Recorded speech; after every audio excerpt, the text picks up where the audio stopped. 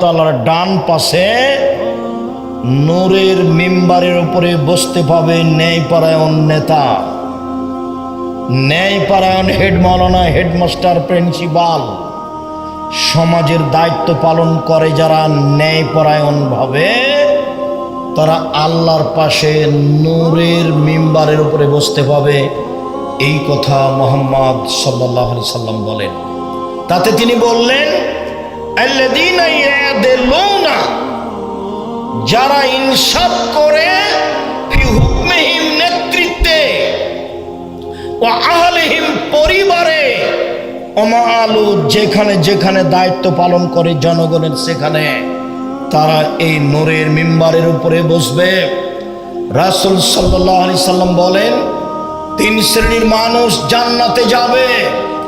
এক শ্রেণীর ইমামুন মুকসিতুন মুওয়াফফাকুন, ন্যায়পরায়ণ নেতা, যে জনগণ যেটা চায় নেতা সেইটা করে, জনগণের দাবি দাওয়া নিয়ে চলে, এরাই হলো ন্যায়পরায়ণ নেতা, এরা হবে জান্নাতি।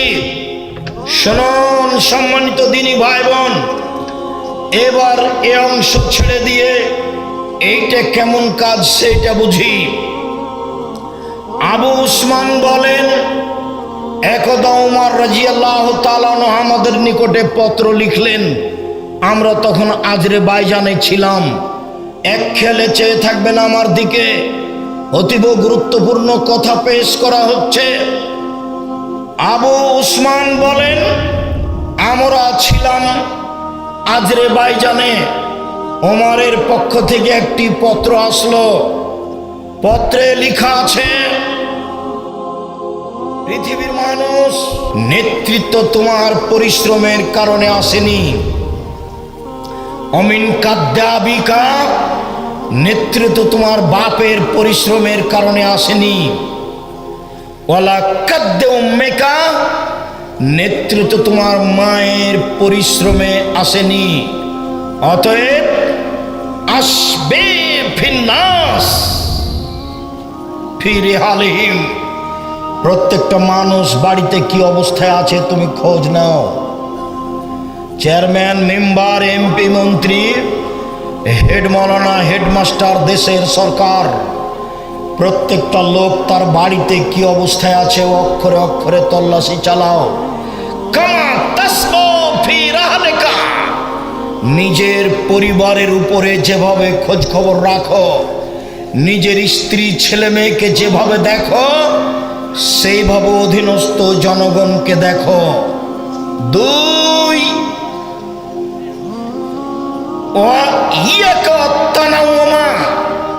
বিলাসিতা থেকে বেঁচে থাকো। এই ছেলে, এটাই মনে করতে হবে তোমাকে। শুধু কেন পদ্মা সেতু, শুধু কেন রাস্তা বানানো, কেন হলো না এমন বিশ্ববিদ্যালয় 15-20টা দেশে?